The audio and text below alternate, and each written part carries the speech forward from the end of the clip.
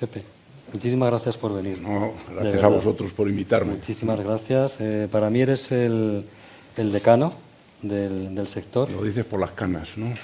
Ya también tengo ya, no te preocupes. No, lo digo porque yo creo que eres la voz de la experiencia y la voz sobre todo de la sensatez y de la prudencia, ¿no? Entonces, en un momento en el que en estos todo se bipolariza, todo se saca un poco de madre, yo creo que voces como la tuya pues deberían tener un poquito más de predicamento. Sobre todo con todo lo que está ocurriendo en el sector. Te tengo que preguntar del apagón y me gustaría saber, desde tu experiencia, que llevas décadas en este sector y sobre todo en el Endesa, ¿qué es lo que pasó bajo tu punto de vista? ¿Se podía haber evitado? ¿No se podía haber evitado? ¿Es posible que vuelva a ocurrir? Bueno, pues la sensatez es a pesar mío, ¿no? Quiero decir que no es algo que se ha provocado, ¿no? Pero en fin. La primera cuestión, porque he estado escuchando a los que han hablado antes que yo, es decir que el sector eléctrico español ha hecho una revolución tremenda en los últimos años. Yo creo que las primeras subastas, una vez que hubo el parón de las renovables, las primeras subastas fueron en el 2017 o 2018, no recuerdo exactamente, y empezaban a funcionar en el 2020. Del 2020 aquí se ha duplicado la potencia eólica y solar. De hecho, ha subido más la solar que la eólica.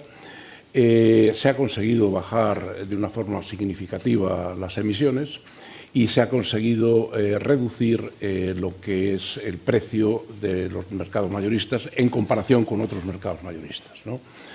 Bueno, esto yo creo que ha sido el gran éxito de España y en ese gran éxito de España lo que nos ocurre es que vamos abriendo camino. Y abrir camino pues significa que nos podemos encontrar con determinadas dificultades que todavía tendremos que trabajar y que mejorar en lo que estamos haciendo. Cuando digo que nos hemos encontrado con algunas dificultades, bueno, la primera, el propio PNIEC, ¿no? Pues hablaba ya de baterías, hablaba ya de almacenamiento en general, que parece que eso va retrasado con respecto al PNIEC. También va retrasado todo lo que es la inversión en las redes de transporte y distribución. Pero esto, creo, en mi opinión, que no ha tenido que ver con el apagón. Si bien, a lo mejor, con algunas cosas de estas más avanzadas hubiera sido más sencillo controlarlo. Y lo que sí que es cierto es que ha cambiado el mix de generación y que ha cambiado tanto por las tecnologías, por tecnologías asíncronas, la eólica y la solar, como por la dispersión geográfica. Hemos pasado de un sistema centralizado de generación a un sistema prácticamente descentralizado de generación. Hemos pasado, que ya lo decía alguien, a generación dispersa y en una localización muy importante en España y consumos en otro con largas distancias donde hay que llevar la energía. Y en todo esto yo creo que hemos seguido operando el sistema como lo operábamos, o no ha habido grandes cambios, ¿no? Como lo operábamos cuando teníamos las grandes centrales, ¿no? Todo esto lo que hace es que hayamos visto o vivido un determinado episodio de apagón donde lo que tenemos que hacer con la comisión que se ha creado, más allá, que es su razón quizá fundamental, pero para mí no es la fundamental, por lo que voy a decir, más allá de averiguar las causas, es analizar, y yo creo que lo que se está tardando tanto tiempo no es por analizar las causas, sino porque demos un repaso a todo el sistema y veamos en qué puntos tenemos debilidades o qué puntos se pueden mejorar. Esta comisión está pidiendo, como ya han dicho aquí, datos y está analizando millones y millones de datos. Yo lo que creo, sinceramente, es que, vamos, sin tener absolutamente culpa a nadie, empezando por Red Eléctrica, que sus empleados son magníficos profesionales, de los mejores que puede existir, pues que igual que no hemos puesto baterías, igual que se nos han retrasado otras cosas, hay alguna serie de cosas que se nos ha retrasado, o que esta circunstancia que tenemos aquí en España, este desarrollo, fijaros que en el sudoeste español está más sin contar la hidráulica, casi el 30% de la generación renovable, los consumos están más arriba. Normalmente cuando entra la solar, ¿no?, y en momentos de baja demanda hay ese efecto de la generación de reactiva en las líneas, ¿no?, que hay que absorber. Las centrales renovables, pues a partir de 50 megavatios tienen unas ciertas capacidades de gestionar un poquito, muy poquito. Las de menos de 50 megavatios no tienen esa obligación. Fijaros que también hay 8.000 megavatios de autoconsumo en techo, y estas no tienen obligación ninguna de nada, ¿no? Absolutamente nada. 8.000 megavatios es todo el parque nuclear, incluso un poquito más, ¿no? Bueno, pues todo esto, gestionarlo es algo complejo, lo que estamos aprendiendo. Luego también, claro, en aquel momento nosotros teníamos, nosotros digo, el sistema eléctrico español, como un 30% de potencia síncrona y un 70% de potencia asíncrona, que una vez que el operador del sistema calcula qué es lo que necesita, pues efectivamente, o sea, eso podía responder. Pero como estamos ya, entiendo yo, en unos límites de unos cambios de mix y necesidad de desarrollar otros protocolos, quizá de prevención y de amortiguación de los efectos, pues a lo mejor no ha sido una causa, han sido varias causas, ¿no? Pero el sistema se desequilibró y no fuimos capaces en el sector de equilibrar el sistema. ¿Qué se debería hacer precisamente para que no vuelva a ocurrir? Porque la gran pregunta, que siempre se hace, la pregunta del millón es, ¿esto puede volver a pasar? Bueno, la vicepresidenta tercera lo primero que dice es que están poniendo un antibiótico de amplio espectro. El antibiótico de amplio espectro es pues, multiplicar por 3 el número de ciclos combinados, que es potencia síncrona, que hay en el sistema. O sea, esto realmente, primero, tiene unas consecuencias carísimas, que es lo que va a subir el coste de esos servicios auxiliares, ¿no? Pero, al menos con eso, tenemos una cierta certeza, por ese antibiótico de amplio espectro, que esto no va a volver a pasar. Hay que ver bien las causas y hay que ver remedios, fundamentalmente.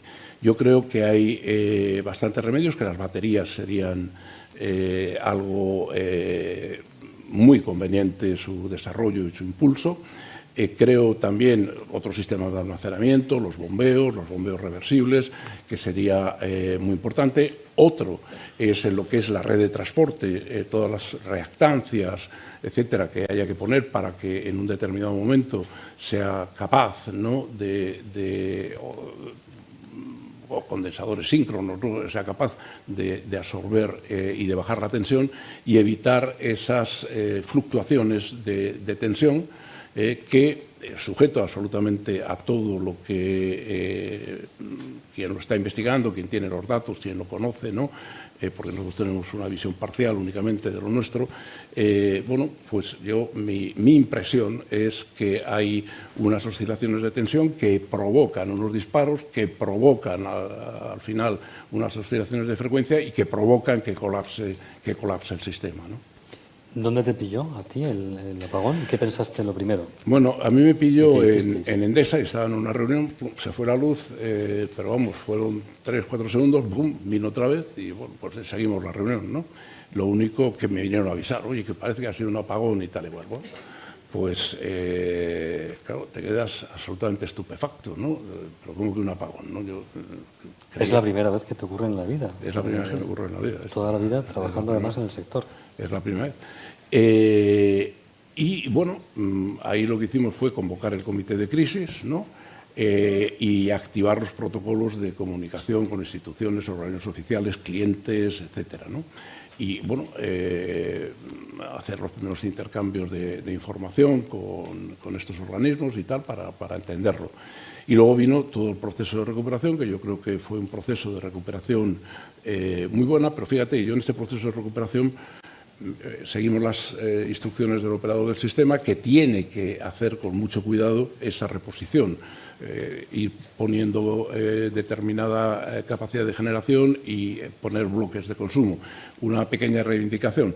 Lo hicimos mucho más tarde en Andalucía, en una zona de Andalucía, y se hizo mucho más tarde porque ahí la red está menos mallada. Esto no quiere decir, no quiere decir nada, lo que quiere decir es que, oye, vayamos sacando lecciones de qué es lo que ocurrió y qué cosas podemos hacer para mejorar si en otra ocasión pasamos, no por el episodio del apagón, sino por un episodio, porque claro, la energía eléctrica, a los que somos ingenieros, yo hace ya mucho tiempo que me olvidé de ello, pero es un lío de tres pares de narices. Desde la ley de Newton, Kirchhoff, la ley de Ohm, la potencia reactiva. Pero ahora han salido ingenieros eléctricos. Bueno, mis amigos son todos ellos. Sí, bueno, y fíjate, y yo pienso que, por ejemplo, en el bar tomando cañas. Una reivindicación que yo creo que, reivindicación, es decir, que podemos, pero sometido a todas las conclusiones de ese comité, es que, por ejemplo, la inteligencia artificial yo creo que puede ayudar muchísimo, muchísimo a gestionar este tipo de situaciones. Que este tipo de situaciones, más allá del motivo por el que se desestabilizase el sector eléctrico, se dan porque las tensiones suben, porque las frecuencias suben, y se tiene que estar equilibrando continuamente, ¿no? Se equilibran, yo cuando estudiaba se equilibraban cambiando la toma del transformador. Bueno, cambiar la toma del transformador, bueno, pues ahora habrá que buscar caminos distintos, para que cambie sola la toma, ¿no? Y con una cierta inteligencia artificial, que es una de las reivindicaciones también de hay que invertir más en la red de transporte, hay que invertir más en la red de distribución y hay que invertir más en baterías, en almacenamiento y, ojo, hay que revisar toda la regulación porque, o sea, yo lo que puedo decir es que, al menos hasta donde hemos estudiado, y lo hemos hecho en bastante profundidad, tanto las centrales de Endesa como la distribución de Endesa se comportó como se tenía que comportar. Cuando la tensión llegó a un momento superior, tanto en 400 kilovoltios como en 220, de la que tenía, funcionó, porque se disparó a aquella central, ¿no? Bueno, todo ha funcionado correctamente, pero cuando uno revisa, yo creo que, a lo mejor me confundo, pero que todas las instalaciones asíncronas, es decir, eólica, que hay quien dice que la eólica es síncrona, ¿no? Pero bueno, eólica y solar fundamentalmente, pues no tienen una serie de elementos de gestión del sistema, de poder aportar reactiva. Luego las que tienen más de 50 megavatios, pues funcionamos, pero por ejemplo con un coseno de phi fijo, que eso lo que significa es que no somos capaces de gestionar la reactiva, sino tenemos una consigna reactiva y nada más. Todo eso se tiene que estudiar y todo eso se tiene que ver y tendrán que cambiar la regulación en algunos campos y tendremos que avanzar. Está esto que llaman el grid forming, que, bueno, por ejemplo, en España no lo tenemos adoptado, ¿no? Y a lo mejor pues habría que pensar en adoptarlo. Esto encarece, pero habría que pensar en hacerlo. Has mencionado tema de redes, que hay que ir hacia un escenario con más redes de transporte y de distribución. Y luego otro debate también es la remuneración de esas redes. En eso estamos. ¿Hasta qué nivel, quiero decir, hasta qué volumen de inversión? No, todo el mundo yo creo que estamos de acuerdo ya en más redes, pero la pregunta es ¿cuántas más redes? ¿No? Bueno, primero cogiendo como referencia el PNIE, que el PNIE que hablaba que entre la red de transporte y distribución tenían que invertirse 52.000 millones del 2021 al 2030. Hay un cap y no superamos los 2.500, ¿no?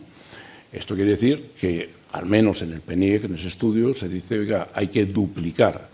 y como al final de este año llevaremos 5 años sin hacerlo, pues habrá que multiplicar por 4 el resto del años, lo cual es imposible, es absolutamente imposible hacerlo ya.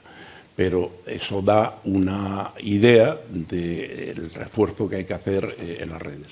Y este refuerzo de las redes, ahora estamos ante el nuevo periodo regulatorio, el del 2026-2031, en el que bueno, las distintas empresas estamos pidiendo unas condiciones de retribución que el Gobierno también lo ha tenido en cuenta porque emitieron una orden que era de orientación de política energética, donde decían que las redes, que hasta ahora yo creo que la norma era procurar rebajar al máximo el coste, pensando que ese coste se iba a repercutir en el ciudadano al final, ¿no? Que se hubiera repercutido, porque en España no ha crecido la demanda en los últimos 10 años, ¿no? Ahora estamos en una situación muy distinta, ¿no? Bueno, pues esto es el CAP, esto es la remuneración lo más baja posible, y hoy día, claro, hoy hay que incentivarlo, y además de incentivarlo, ahora mismo en muchas empresas lo que ocurre es que te dicen, oye, mira, si en el resto de países europeos me pagan el 7,5, el 8, y en España nos van a pagar un 6, por decir cualquier cosa, ¿no? Oye, prefiero meter el dinero en otros sitios. Es decir, que ya no es solamente la competencia por rebajar, sino es la competencia por incrementar la seguridad de suministro, por incrementar y por hacer una red de transporte y una red de distribución más adaptada a ese mix de generación, a ese mix de consumos, a esos autoconsumos en el techo, porque la red, yo cuando estudiaba, estaba pensada para llevar la energía de las tensiones más altas a las más bajas. Ahora tenemos muchísimas renovables conectadas en 66 kilovoltios, etcétera, que en determinados momentos inyectan hacia arriba, hacia más tensión. Bueno, esto crea absolutamente distorsiones en el sistema y te hace que la tensión oscile y hace todo ese tipo de cosas. Pues tenemos que estudiarlo, o bien eso no se permite, o no se, pero se controla o se puede desestabilizar el sistema. Nos quedan 2 minutos y medio, quiero hablar de nucleares. ¿Por dónde lo cogemos el tema? Bueno, primero... Vosotros sois, bueno, depende cómo se mire, los primeros, los segundos propietarios de nucleares en España. Decís que no estáis enfadados, pero resulta que no llegáis a un acuerdo sobre qué hacer con Almaraz, que debe ser el primer metavolante de toda esta historia, ¿no? Del calendario de cierres. El Gobierno se escuda en eso, para decir que si todavía no nos han presentado ningún plan, pues entonces, pues nosotros aquí tranquilos. ¿Qué pasa? ¿Qué queréis? Bueno, ¿de verdad qué queréis? No, lo que queremos, o sea, primero, tampoco las nucleares, a lo mejor si hubiera habido otro grupo de Almaraz en el momento del apagón se hubiera podido gestionar mejor, ¿no? O si hubiera habido algún ciclo combinado más, se hubiera podido gestionar mejor. Pero lo que nosotros no queremos es mezclar los dos el incidente y la reivindicación nuclear. Nosotros creemos que la nuclear, después del informe Draghi, después de lo que la Unión Europea está hablando de la competitividad, son necesarias. Es más, yo a veces me atrevo a decir que hoy por hoy, quitando los impuestos, es mucho más barata la nuclear que más barata que las renovables. Además, bueno, pues la nuclear es capaz de darte una producción en base, ¿no? Y los demás son más ágiles, ¿no? Por así decirlo, pero no tienen la potencia que puede tener la nuclear y tiene un cierto perfil. Nosotros, bueno, pues reivindicamos la posibilidad de poder seguir continuando con la nuclear dentro del mix eléctrico español. Dicho esto, Paco Reynés hablaba de que en Almaraz, bueno, pues una de las primeras cosas que podríamos hacer era extender hasta su vida de 10 años, que sería llevarla al 2030, con lo cual yo creo que seguiríamos manteniendo potencia síncrona en el sistema, como, no sé si antibiótico de amplio espectro, pero también una especie de antibiótico de amplio espectro, aunque juega un papel distinto totalmente de lo que hacen el resto de generación. Pero lo que sí que vemos es que con estas cargas fiscales que desde el 2019 al 2025 se han incrementado un 70%, bueno, pues no es rentable. Entonces, pero es la más competitiva y no es rentable, eso no tiene ningún sentido, pero es por las cargas que tiene. Entonces, lo que decíamos, oye, puede ser una cosa buena para la competitividad, para la industria, para miles de cosas, el que continúen. Que reivindicamos un poco el ajustar las cargas. Aquí el Gobierno ya ha manifestado que siempre y cuando se cumplan condiciones de seguridad y siempre y cuando no repercuta un mayor coste a los ciudadanos, pero yo creo que eso hay soluciones, hay bastantes soluciones para hacerlo. Entonces, bueno, todo esto no se hace de la noche al día. Vamos a gastarnos una serie de millones para en Almaraz ver qué cosas hay que hacer, qué tal. Y yo creo que más pronto que tarde pues haremos la petición formal, no la informal, que ya la hemos hecho en muchos sitios, ¿no? Pues muchísimas gracias. Y luego las interconexiones, digo por decir, las interconexiones son importantísimas y uno de los problemas que tiene el sistema eléctrico español es la poca interconexión que tenemos con Francia. Entonces, bueno, pues esto sería otra de las... Pues muchísimas gracias. Gracias a ti. Pepe.